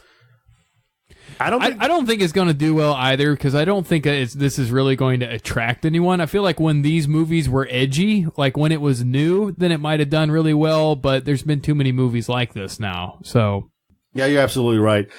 Plus, I don't think the actors and the story appeal to you, or they suck you in, or like there's somebody you take interest into. I mean, because seriously, Flash Thompson, no one gives a shit. Yeah. The other guy, who the fuck is that? No, if they had one name actor in there, it might have made a difference. But But then it would have raised the budget, and then the movie would make it.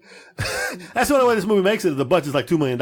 I think they were almost trying to go for the fact that it's like an average Joe kind of thing. Like they don't look like two superstars, so it seems like this is like almost a realistic kind of scenario. Like you get the feel like that could be me, or that guy could be me.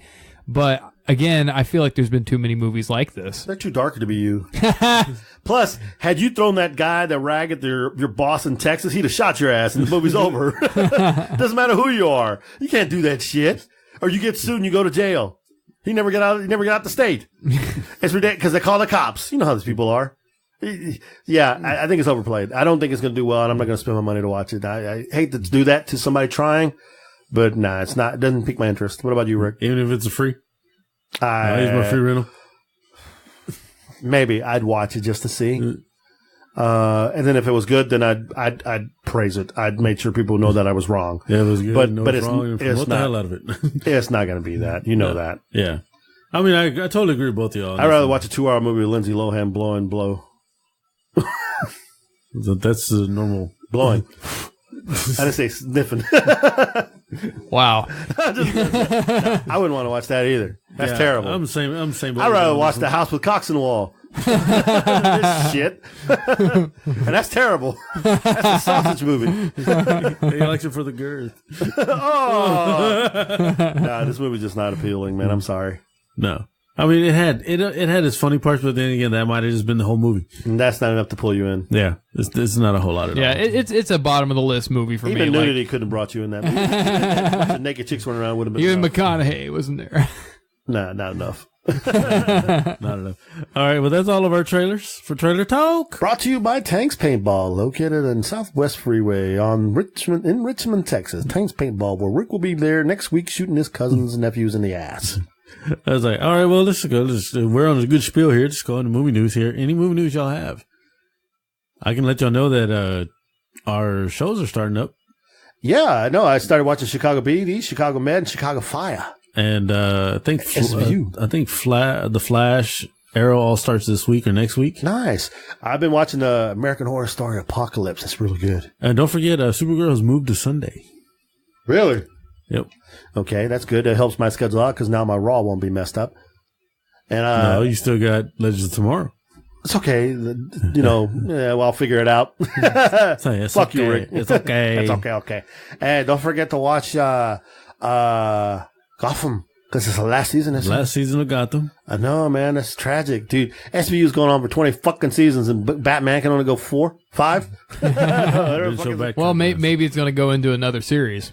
This is a story of Gotham. Dun dun.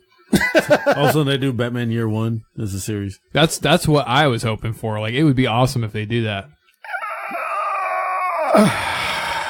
I bet you Batman could have a good series, even though they can't do a good movie. Whatever. So we'll have a Batman series, and after that, the next series will be Bat Dong. There's Bat Dong everywhere. Maybe they could actually craft having a good Batman in a series, and then we could actually finally get another good movie. You know what? Take Gotham. That's fine. The kid is grown. Make him Batman for Batman Year One. I'll continue watching. And as long as you keep Alfred. Take the cast that you have from Gotham and roll them into the next Batman. That's what I'm saying. That would be amazing. Yeah. I agree with you 100% on that. That would be cool. I'd watch it. Yeah, me too. Absolutely. I gave up on Agents Marvel's Shield because it just got fucking stupid to me. I was like, okay, this is ridiculous. I'm done. Shield got dumb in season 2, really. It was already dumb in my opinion. I kept on watching like a fucking moron, and when it went in space, I was like, fuck this shit. What's next? Time travel? Really good when it showed the new Ghost Rider.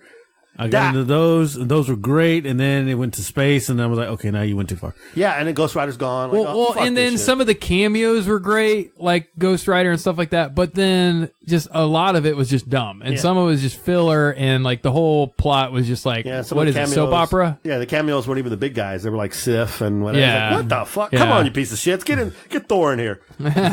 Where's the Hemsworth? I know, right? Oh, he's with Miley. Wrong one. You. No, his brother. That's what I said. Still you. Nice. You did it. No. Absolutely not. You know you would. Like a wrecking ball. Nice. Nice play, Rick.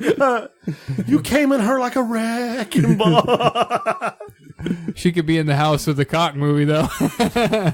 Dude, that is terrible. Respect women. Coming from this guy. And then it's like I said, we had that other thing about with the whole Venom thing. That whole thing was stupid that all the fans were fucking the negative reviews for Lady Gaga. Just because they wanted Lady Gaga to be a number one. I'm like, I'm sorry, people are going to go watch. Yeah. Actually, the more negativity you give it, the more people will go. True. Very true. I mean, no publicity is bad publicity. All right, easy. No, but the cool thing was, speaking about movie stuff, there will be an Ip Man 4. Oh, yeah. That'll be exciting. They've decided that it's being produced or whatever. The base of the story is Ip Man's going to help Bruce Lee open up his karate school. So I'm excited to see that. I don't know how long down the road that's going to be because I finally went through all the 3. So I was like, oh my God, how have I not seen these? Why did it take me so long? I started watching Iron Fist. Haven't got very far. I'm only in the first episode, but I really like it. I think it's a lot better than what I saw in the first one. I haven't really seen too much more, but you want to talk about Venom now? Yeah, we'll do our Venom review. Go for it. All right. This movie was one big piece of shit. One piece of symbiote shit. Nice. No. All right. First of all, here's the big spiel for you. Spoilers on top of spoilers. So at this point, are you sure it's gonna be spoilers? There might be a little spoilers. You might want to cut off your ears, or actually turn off the radio. Cut off the ears a little. You can still hear. You're just in pain. Like what? A little sadistic there. Or fast forward. Who cares? Yeah, that's right. Venom is a different Venom. Yeah. He's the Venom inside the Venom. No, I'm just fucking with you, Shawn. What? M. Night Shyamalan side of stuff? Like what? No. They totally didn't follow the comic book Venom, okay? Let's just put that out there right now. They went their own way with this shit. They did things differently than you possibly would think they would do. The way the symbiotes came down. Let me talk like Shawn. The symbiotes, the way that came down. Symbiote. And then they went to Quiznos and had a... No. They totally took the storyline and did it their own damn way. And I was like, So I shut the brain off right there. That's cool. I already had to shut the brain off anyway because he's not in New York, first of all. Bro, okay, he's in San Fran. So that's the first thing. So I'm like, okay, you know what? I'll go with this. I'll roll with it. I enjoyed the movie. Strictly for what it was. It had funny moments. It had its serious moments. It had its kind of creepy moments. But it was...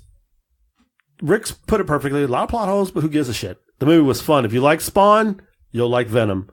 Spawn from back in the day.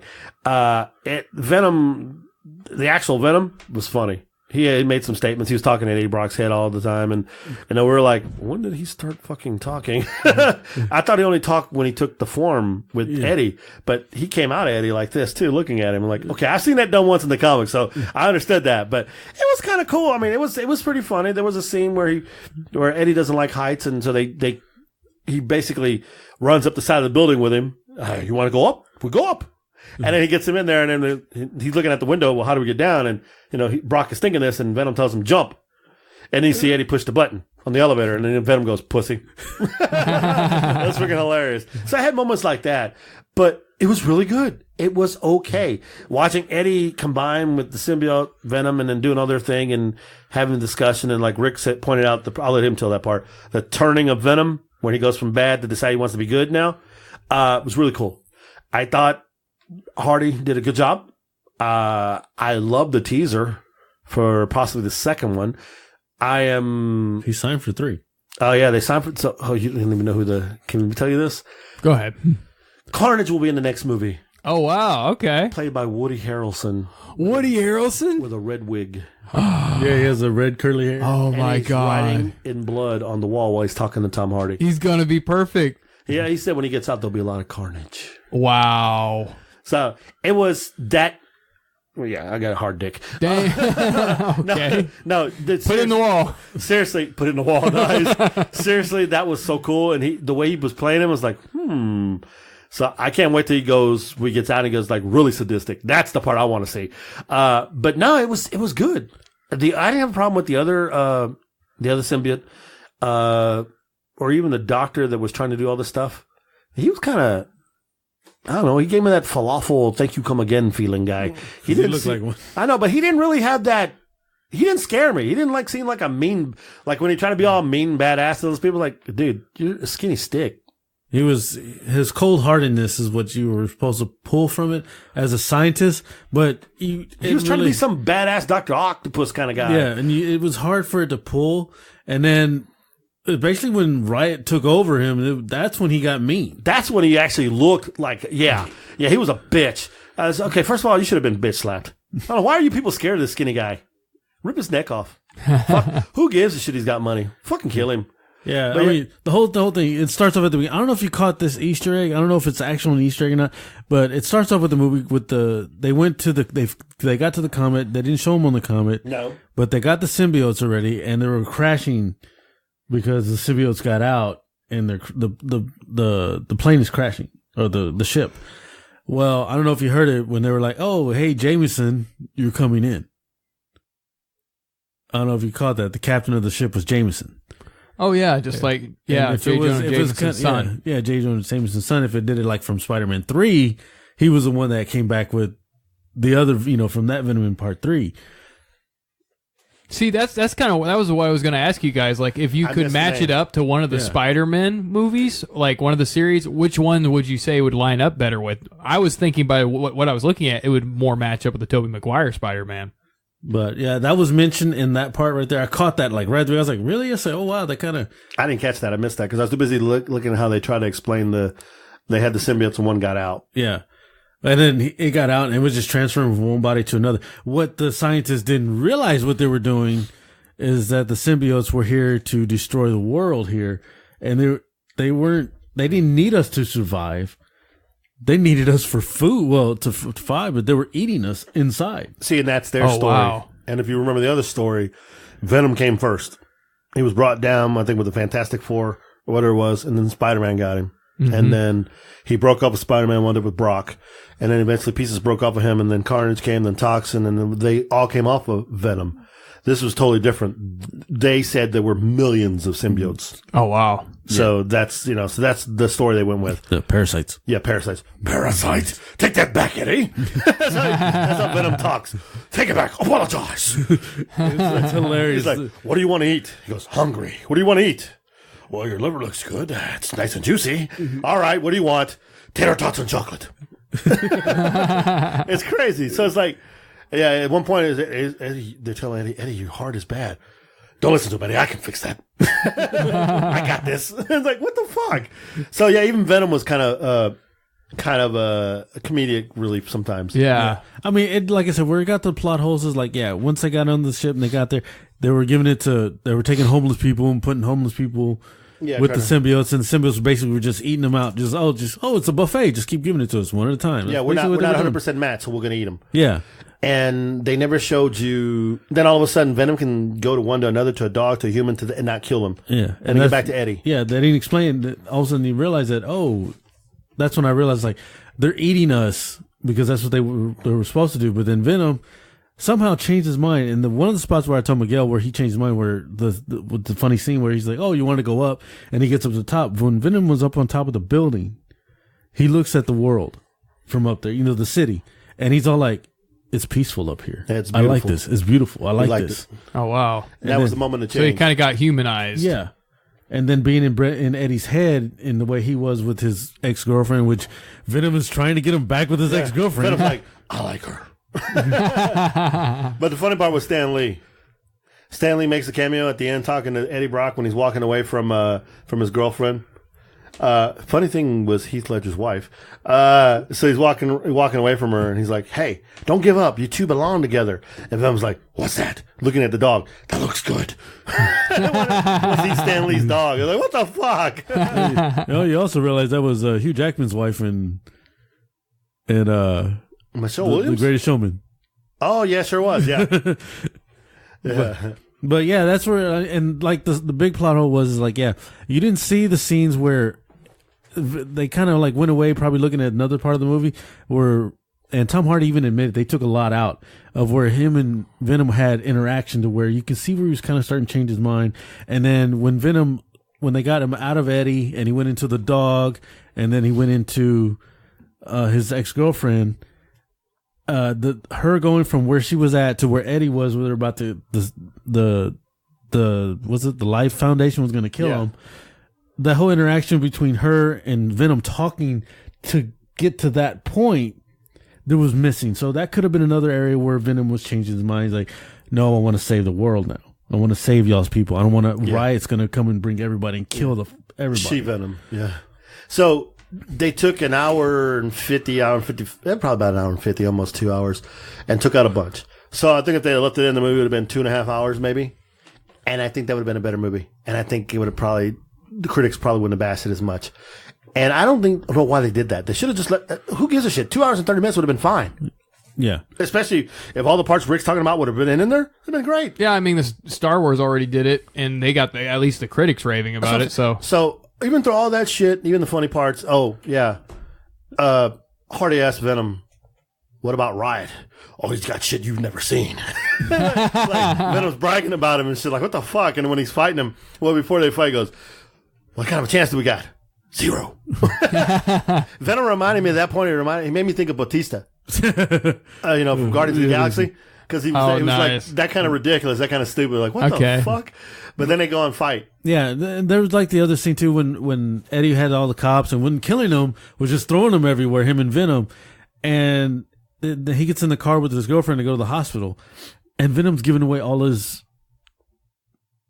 He's giving away all of his vulnerabilities, his weaknesses. He goes, "Oh, it sounded 4-point-something decibels and fire." Yeah, fire hurts. And he's telling them this. Yeah, and I'm all like, "Why would you tell him this?" He doesn't say that before. Spider-Man figures that out. Yeah, Spider-Man. But like in this one, he's telling them, and I'm like, that's where, like I said, in the scenes he started trusting them. Before that, he didn't. You never saw the interaction where he started to trust Eddie. Okay, so it seems like it's a little quick. Yeah, because they cut the parts out, but you get the idea that Venom and Eddie are buddy, which, if you remember, he goes and Venom joins up with Flash Thompson eventually in the new books, and he comes back to Eddie one more time to help defeat Carnage and shit like that. So Venom still has a special spot for Eddie, even though he's with Flash, I think. Now I hope with the Eddie Harrelson, Woody Harrelson's character, we got Cletus, and the way he had welcomed Eddie and blood on the fucking... on the thing, and he said there will be carnage. I have a feeling, I hope they do maximum carnage, and maybe they can bring in Spider-Man maybe to help him. Yeah, but you'd have to bring in Cloak and Dagger, you'd have to bring in a bunch of other people and a few people to get their ass killed. But this is already veering off from the comics a little bit, though. Yeah, so you probably just go straight, you'd need Spider-Man. Yeah. And I think that's a good way to bring him in, because in the beginning, Eddie said that like he's in San Francisco because he has all bad ties in New York, but he's like, no, I still got some good ties in New York. So he could still know some people in New York to go back. I was like, okay, I need Spider-Man's help. They could play that. They could do that. Everybody wants maximum carnage, but everybody wants carnage, period. Carnage is the shit. But don't forget, you also got Anti-Venom, and they got good stories they could go with. I would love to see the carnage, but I think because the way they've already started with the Venom, the way it is, that it's not going to be exactly what you read in the comics. So it'll be totally different. So it might sour you on it, depending on how big of a loyalist you are to the comic book. Yeah, and then I was explaining to Miguel, it's like how Carnage comes to be, is I think Cletus is going to find a way to escape while Eddie's there, and Venom comes out of Eddie to protect him from Cletus. Hence, a piece breaks off. Oh, you get Carnage. Gets him, and it becomes red. Oh, because Cletus is completely fucked in the head. Right. And then it just goes nuts. But I don't know how they're going to do it. So we'll see. It'll be interesting. It'll be interesting. But maybe with this one, though, maybe they'll take all the stuff that they cut out of it. Maybe we'll get a director's cut like Blu-ray. Yeah. Interesting thing, though, is like you got the Venom, you got the Carnage, but you have Maximum Carnage. You have the ones where Spider-Man comes and take on Carnage. But you also have the one where Deadpool takes on Carnage. Oh, yeah. And that's a good story. Yeah. Because they are fucking cutting. Because first of all, Carnage is almost invincible, obviously. He can get hurt, too. And Deadpool can't die. So they literally cut each other to bits. It is insane. It's so bad that Carnage has to bring in his girlfriend to help him out. And Deadpool is still kicking ass. he got fucked up, too. Don't get me wrong. He had to call in some help, too. But it was a good book. So you can do so much. So, who knows? Who knows? Yeah. So get some Ryle Reynolds on Carnage action there. But I don't know. Like Over said, I enjoyed the movie. I love watching it. I would actually pay matinee price to go watch it again to see what else, if I might have missed something else. My overall rating of it as a critic and as fans of us here, I give it a 6.5. I'm not going to give it a strong 7, just a 6.5 because it does have that little plot hole stuff in it and all like that. What about you, Miguel? As a fanboy, I gave it a 6.5. As a person who wanted to see a comic book movie, a critic like that person, I'd probably give it a 5. So that tells you where it stands. If you're a hardcore comic book and you expect to see a comic book movie, you're going to be disappointed. If you go in and expect to see just a funny ass new Venom story and just Venom kicking ass and all kinds of shit, then you're a 6.5. And yeah, I'd see it again, but only at matinee prices. Yeah. So that's my stand. It's enjoyable though. I will tell you that. My kid laughed his ass off, especially when he called him a pussy. Yeah. The whole interaction between him and Eddie was hilarious. Yeah. Especially when he wants to eat bad people. Yeah. Bad person. Right. We'll eat your face. Fuck it. Yeah, because he says that was the whole time they were getting tater tots and chocolate. And all of a sudden the guy was coming to rob the lady again, and he's all, bad guy. And he changes into him, starts scaring the shit out of the guy. And that's when he did the whole quote from one of the comics where he goes, I'm gonna eat your arms, I'm gonna eat your legs, I'm gonna eat your pancreas, I'm gonna eat this. He's like, fuck it. He just fucking eats them. And Venom goes back into him, and the woman's like, Eddie, what do you got? I got a parasite. Parasite! Take it back, Eddie. Apologize. Oh, that's funny, too, because when he gets She-Venom, she bites the head, too. She's like, the whole eating the head thing takes something to get used to. And Eddie's like, yeah, I understand. Freaking hilarious. But yeah, that's our take on that one right there. You have anything else to add, Sean? Well, it sounds like I definitely would like to see that. No real movie news, just that we seem to have a lot of good movies coming out. So have some pretty exciting ones in the trailers, and it looks like we're getting back to having a good round of actually worth seeing movies, and we've been seeing a lot of shit up to now, so this looks like some good stuff is coming up. And we got a lot of rumors. They had Mark Ruffalo came out, almost gave away the new Avengers movies title on Jimmy Fallon. I forgot what, I think he said like The Last Avenger. Or something like that. He was mentioning, but I don't know if it's how true it is. And then also Chris Evans, he was tweeting out he loved playing Captain America for us and everything like that, and like he was leaving. Like, and I'm all like, okay, are they killing Cap and passing the mantle on to somebody else? Because a lot of the older first Avengers that we had come out, their contracts are already coming up again. So who knows? Yeah. Some people were saying, okay, well, now we know he didn't actually die after the last thing. But it's like, come on, we all knew it was going to be like a universe reset. It wasn't really going to stick with all these guys being dead. That wasn't how they're going to end it with the next movie. Like, let's just get real here. Like, we all knew that. But I think it didn't really necessarily give away the future with that. Except I do think Chris Evans is going away as Captain America, because I think that he's done doing the role. And before I used to be like, how could you be done with it? But after I found out a little bit about what it really involves, being involved in these Marvel movies, it takes your soul. Like 6 months and you're shooting, and like you don't have time for family or friends or anything. So, well, the money's worth it, so shut the fuck up and do it. Yeah, but what's the money worth if you're like alienated from everybody you care about? I mean, you do all the movies up until the point that you get to the point that it's done and you're good. Well, exactly. You have to stop at some point, though. You can't go on forever. Robert Downey didn't say that. Robert Downey re-signed, didn't he? I think he signed on. Yeah, but he's probably not going to be Iron Man, though. Yeah, I think, like I said, he might pull in. His role's not going to be as intensive. He's going to be the AI. Iron Man. Right. Who knows? Well, no, he might like pass the mantle on to another person to take on. Well, there's going to be that, and he'll just be the girl. Yeah. And I think it's going to be all about her. We'll see. Who knows? You might be surprised. You never know. I was going to tell you, crap. You guys had me thinking about that when you start talking about Avengers. Don't hurt yourself. Like, look at the steam coming out of Miguel's ears. I think I just broke my cog.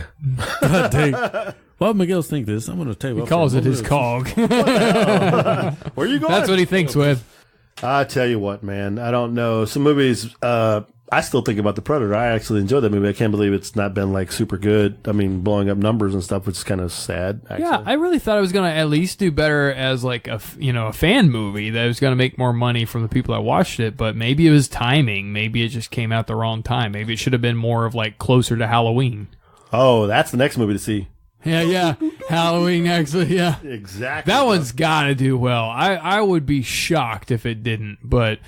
Honestly, yeah, I thought overall it should have done better than it did. It doesn't really make a lot of sense to me. Yeah. Also, when we were at the theater, I got to see the trailer again for Spider-Verse. Oh yeah. Yeah. So you got a little bit more Spider-Ham. Yeah, that's all about Spider-Ham for me, bro. When the ham comes out, he comes walking out. It scared the shit out of the kid because do animals talk on your world? I don't want to freak him out. But there's another one. What the hell? John English Strikes Again. Oh, really? Yeah, Bean. No, thank you. It never stops. November 6th, though, Krampus Origins. Oh, wow.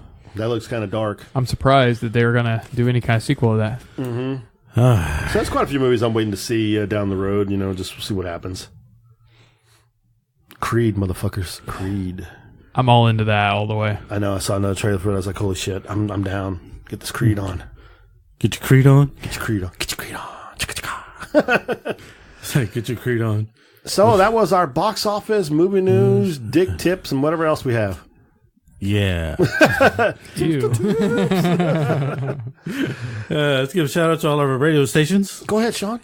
Well, shout out, of course, to Beyond the Dawn Radio. They've done everything for us. They've kept us on there on Thursdays, on Saturdays, I think on Sundays too, right? No, I think it's only one day. Oh, just now. Saturday and Thursday? You know, No, only one day? I don't know. Okay, we don't know shit about it, but they put us on. We know that. Thursday and Sundays, I think. No, it's Thursdays and Saturdays. Saturdays? Okay, all right. And then they sent us a note saying if we have any special episodes for Halloween episodes or anything, that we can upload it to them.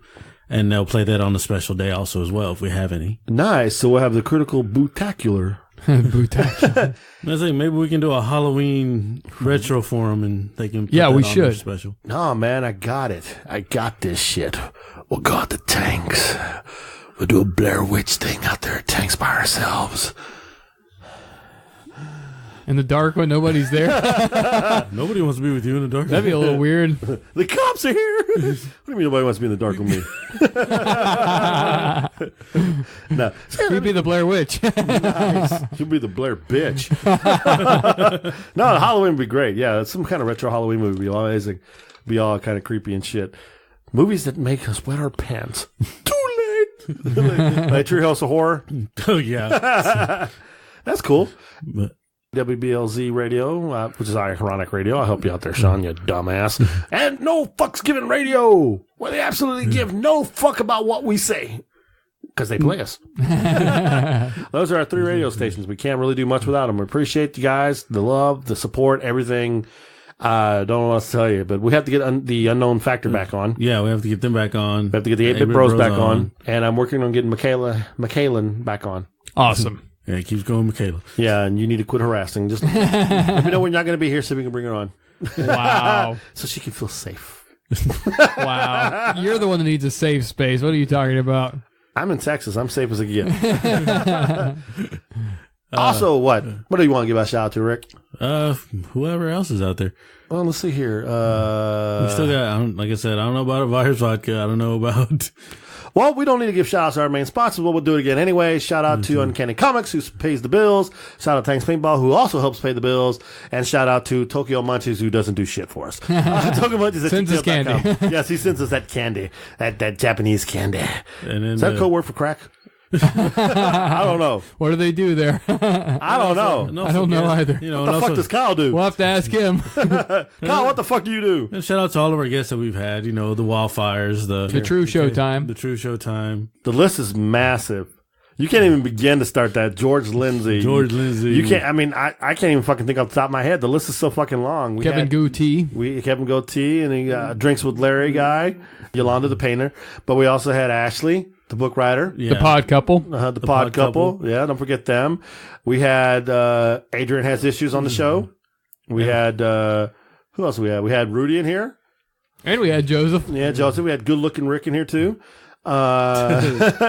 Who else do we have in here? Remember, see the list is we had. We had so many, we just can't remember them all. We had Monk Vision Entertainment too. Yeah. Bob from Pumpkin Teeth. Bob from Pumpkin Teeth. Look, see, we just go on forever. The list is Anson Mountain, the Well Pod. Oh, yeah. Oh, yeah. Along Yeah, and with Brandon. Brandon Eggins. Yeah, we had those guys in here. We love those guys. Trying to work on maybe getting them back again. But, Anson is doing Star Trek. Yeah. So he's busy. So I'll see what I can do with that. Coming back to news a bit, guess who wants to play a young Picard? Is he bald? Is the actor bald? He is now in a movie. Because he's playing as Patrick Stewart in another movie. Oh, is it the guy who plays Professor X right now? Yes. No shit. I had a feeling. James McAvoy, he wants to play I young Picard. Speaking of that, I saw the second trailer to Glass. Oh, yeah. Dude. M. Night Shyamalan, that's going to be some shit there. Glass is going to be good. It's got him, Samuel, and Bruce. It looks really good. Wow. And McAvoy's doing his personality things. Oh, dang. And one from Split. Yeah, one is the demon. Did you like the way it ended? He goes, what is your name? First name, Mr. Last name, Glass. Yeah, it looks really good. Wow. So we have a bunch of people, so many people. I could make a list for us if you like next time. But we love all those guests. We have had great guests. We haven't had one bummer the entire time. We've had so much fun. I know, and I can't wait to thank all the guests we had at Comicpalooza, people with Pandemic, any guy we interviewed. The guys from The Walking Dead, Trevor, aka from Grand Theft Auto. So rest in peace to Scott Wilson. He passed away this past Friday. That was that right? The guy that played. I didn't hear that. The grandfather from The Walking Dead. Oh wow, Maggie's dad. He played Maggie's dad. He passed away for real. My brother got to take a picture with him at the Walker Stalker Con that we were invited to, but I gave his podcast the passes to go. They went for our place that time, so he got to meet him. So he actually posted something on Twitter too. So he was he's fighting cancer, and I believe for all you two, we can all agree on this. Fuck cancer. Yeah, absolutely. Unbelievable. All right, you're quoting Deadpool, but yes, fuck cancer. No, I'm also quoting, goddammit, who has the fuck cancer t-shirts? Stephen Amell. Yes. Yeah, cancer is a bitch. I mean, I love the fact that WWE takes on cancer as well. And they support the Susan B. Komen people and all that stuff. So that's really cool. I mean, if I was a millionaire, I would give money for it too. I really would. I mean, I don't have that kind of money, but if I ever won the lotto, I'd definitely make sure you got to play first. I do play. Oh, okay. With myself every day. I mean, lotto. Well, yeah. That lotto you win all the time. 'Cause you're like, yes! Jackpot! Score! Goal! He's like, gold. He's drawing on the road. God dang. What is this? Freaking the puppet movie now? Sounds like, I got to clean this up. So we started off this night arguing about, I was going to say Ewan McGregor, but it's the wrong McGregor. About the shafting that happened in UFC this weekend, and we talked about shafting about the house, and there's been shafting all over this place. And we ended up shafting all over the walls. So that's nasty. So episode 103 is just shafting. Shafted, the real story. I'm just talking about Shaft. There's your title. Doing Shaft. Well, y'all have a great week, and see y'all next. If you're suffering from ED, don't worry about it. Take the same pill Rick does, and it'll help you shaft everything up the right way. Fucked up.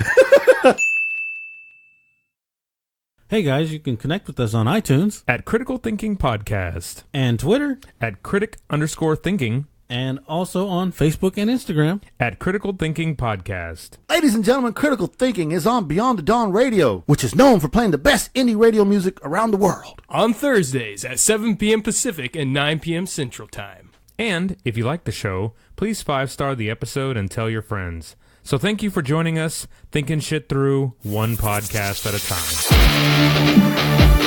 time.